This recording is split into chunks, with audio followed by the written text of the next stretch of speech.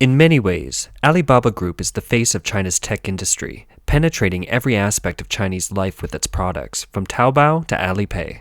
Alibaba and Tencent, another Chinese big tech company, have a combined market capitalization of $1.3 trillion, and almost every major U.S. investment fund has a stake in the company.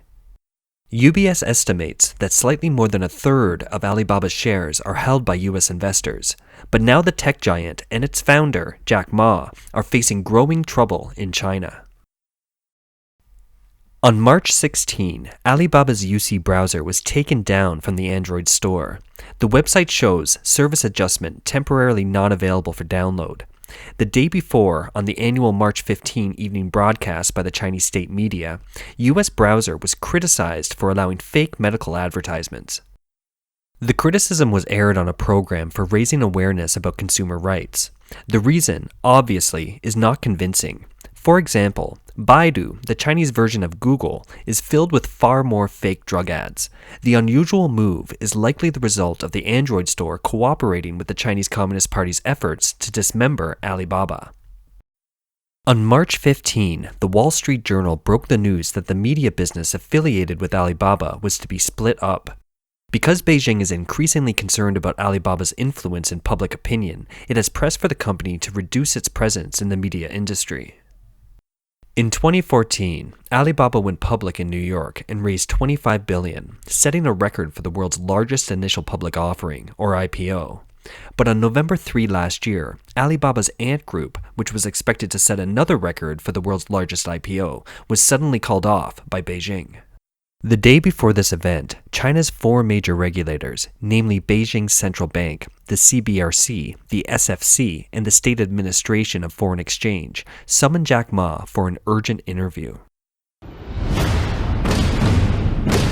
In the 2017 martial arts film that Jack Ma invested and starred in, he seemed to be predicting his own fate.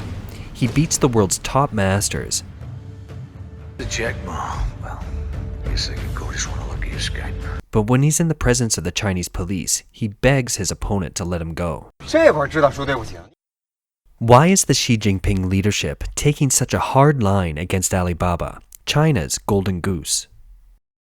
Last October, at the second Bund Financial Summit in Shanghai, Chinese Vice President Wang Qishan warned of various risks in the Chinese financial system. These included the crooked path of speculation and gambling, the circuitous side path of financial bubbles, and the pernicious path of Ponzi schemes. We must insist on preventing and resolving financial risks, and financial security always comes first. But later, Jack Ma said at the summit that China does not have financial systemic risk. There is basically no systemic financial risk in China.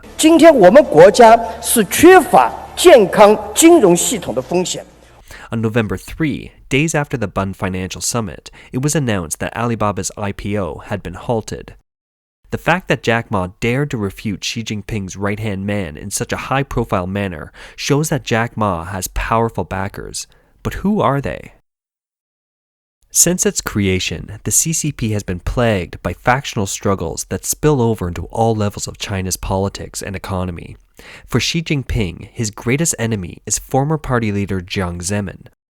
Though Hu Jintao was the nominal leader of China from 2002 to 2012, Jiang and his faction held real power during those 10 years.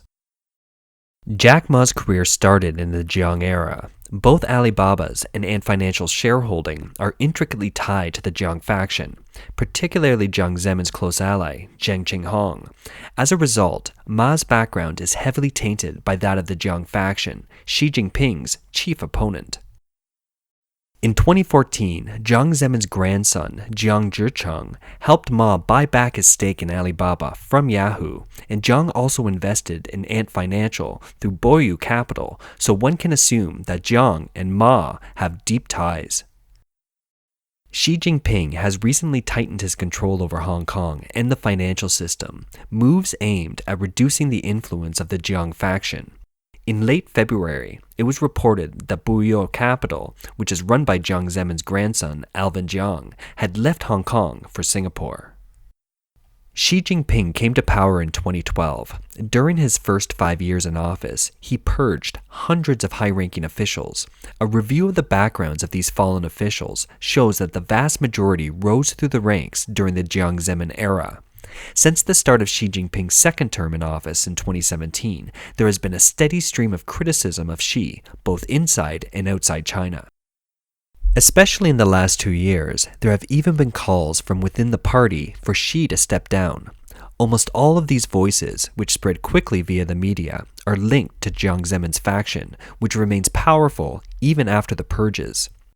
When Jackma challenged Xi publicly at the Shanghai Financial Summit, was he speaking on behalf of the Jiang faction? Alibaba's media operation is a powerful force in its own right. The sum of Alibaba's listed media holdings total US $8 billion. For example, Alibaba holds nearly 30% of Weibo. It has acquired 100% of Hong Kong's English-language media, South China Morning Post, and it has bought 20% of China operations of international PR giant WPP Group. WPP Group is the world's largest advertising and communications group, which includes public relations advertising giants Burson Marsteller, Ogilvy and Mather, and a host of other companies. Burson Marsteller is very powerful in brand PR and media PR. Ogilvy and Mather is a world-renowned advertising company and one of the top 500 brands in the world. These are just a small part of the territory of Alibaba Media. In 2014 and 2015, Alibaba took a stake in China's leading social media, music and video platforms, and film and TV industry drama heads. It acquired a 60% stake in a TV and film company, Culture China, and changed its name to Ali Pictures. In 2016, Jackma's Ant Financial invested 20 million yuan in Caixin, one of China's most influential financial media outlets. Prior to that, Alibaba already had 37% of shares and controlled, to some extent, another influential financial media in China, First Financial. In the same year, Alibaba further increased its stake in Sina Weibo and established a new media company with Xinhua, the Communist Party's media outlet. Such a deep partnership between Alibaba Group and the CCP Media effectively gives Alibaba a relationship with more than a dozen influential official media outlets under the Xinhua umbrella. In 2018, Ali invested in the Chinese Culture Group. The media giant also has a number of well-known media companies under its umbrella. In 2019, Alibaba took a stake in the video platform Bilibili, becoming its fourth largest shareholder. In 2020, after acquiring Focus Media, Alibaba also took a stake in Hunan TV's Mango Super Media. In China, most professionals in the media industry are almost always directly or indirectly related to Alibaba. Beyond this publicly available information, it is difficult to count the number of film and television, media, advertising, and public relations companies that Alibaba actually owns, has a stake in, and participates in. It has become a super media conglomerate, challenging even the state media controlled by the CCP. One example of Alibaba's media influence is said to have shocked Xi Jinping. Last April, when then Alibaba executive Jiang Fan cheated on his wife, Jiang's wife posted a warning to him on Weibo. The incident was covered by several mainland media outlets and quickly became a hot topic on the internet. But within a few minutes, all media reports and Weibo messages were deleted. Alibaba owns about 30% of Weibo, making it the social media company's second largest shareholder. Who in China is qualified to do this kind of massive online deletion on Weibo? Normally, such an order would only be given by the Chinese Cyberspace Administration, yet, in this case, Weibo did it on its own, without state intervention. Clearly, Alibaba was pulling the strings. Xi Jinping could hardly have expected that a private company would be able to gain so much power under China's authoritarian regime. On March 18, 2021, 11 Chinese companies, including Tencent, Alibaba, and Zigzag, were interviewed by the State Internet Information Office. The Cyberspace Administration has asked these companies to cooperate with it and do a better job of monitoring online information. Previously, Clubhouse, a U.S. voice chat social networking software, and Signal, an encrypted messaging application, were banned by the Chinese Communist Party. Big tech products from the West, like Google, Facebook, and Twitter, have long been restricted from the mainland Chinese market. Media and public opinion has always been one of the CCP's main tools for maintaining its power. For Jack Ma to wield so much influence over the media, it makes Beijing uncomfortable. Even though Alibaba would be unlikely to launch a coup or take similarly drastic action on its own, it could still pose a threat to Xi Jinping if Jack Ma were to cooperate with Xi's rivals in the Chinese regime.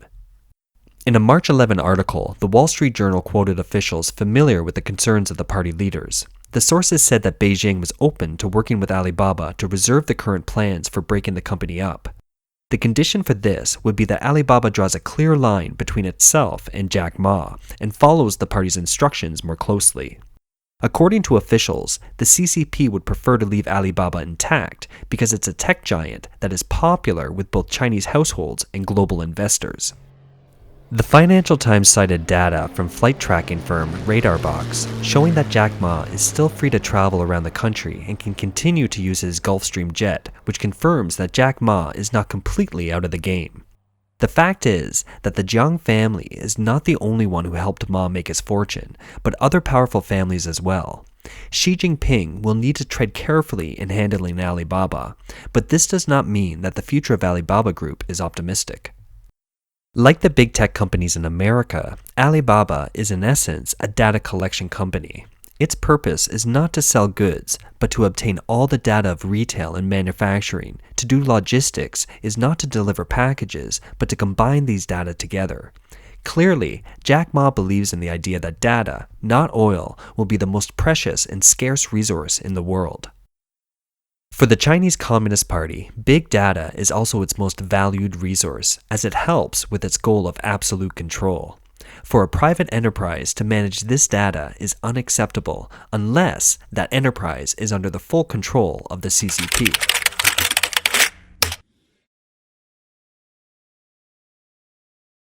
On March 15, just after the Chinese government's two sessions, Xi Jinping immediately convened a meeting of the Finance and Economics Committee where he stressed the need to strengthen the construction of a data property rights system and ensure responsibility of online platform enterprises for data security. Additionally, Xi said that the party must enhance the authority of supervision and that all financial activity should be included in financial supervision. A regulatory storm is coming to China's online platforms. For private internet business owners, not only is it likely that data will be required to be fully handed over to the party, but ownership of online businesses is also likely to change hands. At a foreign ministry press conference on March 16, a reporter asked whether the Chinese government has asked Alibaba to sell its media assets, including the South China Morning Post in Hong Kong. The spokesman said he didn't know the situation, but didn't deny it outright. His words can be read as a subtle confirmation. In February, Tencent Vice President Zhang Feng was detained by Chinese officials. There is speculation that Tencent could be the next target of Chinese financial supervision, becoming the second Alibaba. If the Chinese Communist Party goes after big tech companies like Alibaba and Tencent, what will the consequences be for Wall Street? In 2014, Alibaba raised $25 billion in a New York IPO, and 4 of the 6 major investment banks in the IPO were Wall Street financial giants: Morgan Stanley, JP Morgan Chase, Goldman Sachs, and Citigroup. According to Alibaba's 2014 IPO filing, Alibaba's 6 lead underwriters, as well as institutions that subscribed for Ali shares through the underwriters, could have earned an additional $9.2 billion from the Ali IPO that day. A planned IPO for Ant Group was called off, and on November 3 last year, documentation from the IPO prospectus disclosed that Ant issued approximately 1,839 million Class C shares to 45 foreign investors in June 2018. The foreign investors holding Class C shares include Singapore's GIC and Temasek Holdings, Malaysia's Khazanah National, and the world's most prominent sovereign wealth funds, such as the Canada Pension Plan, the Board of Trustees of the University of California, as well as pension and education investment funds. They also have a large number of leading U.S. investment banks and their executives. Foreign capital, including U.S. financial giants, provided approximately $14 billion in funding for Ant's Class C financing. On January 12 of this year, RWR Consulting released a report that revealed that the Chinese Communist Party is developing a military cloud computing system by combining companies such as Alibaba and Tencent with equipment suppliers and Chinese companies that develop high-tech weapons. Alibaba, Tencent, and Baidu are among the largest cloud service providers in China. From December 2020 to this January, the U.S. government was embroiled in a debate over whether to expand the blacklist of Chinese communist military enterprises.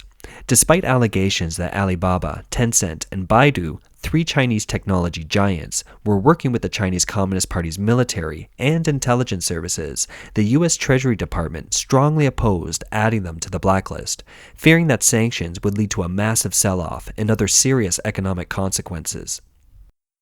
Alibaba and Tencent have a combined market capitalization of $1.3 trillion, and almost every major U.S. investment fund has a stake in them. UBS estimates that slightly more than one-third of Alibaba is owned by U.S. investors, while 12% of Tencent is owned by U.S. investors. On January 14, the U.S. Department of Defense officially announced the latest expansion of its military-related blacklist. The list does not include Alibaba, Tencent, or Baidu. Wall Street clearly has the upper hand in this tug-of-war within the U.S. government.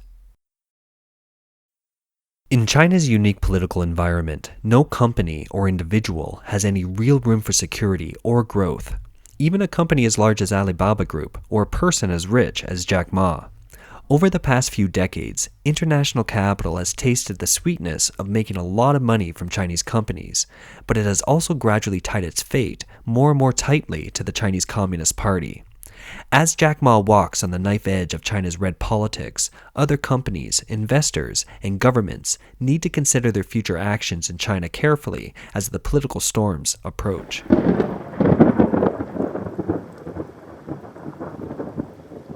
We would like to invite you to subscribe. We strive to bring you the latest news, commentary, and insights out of China.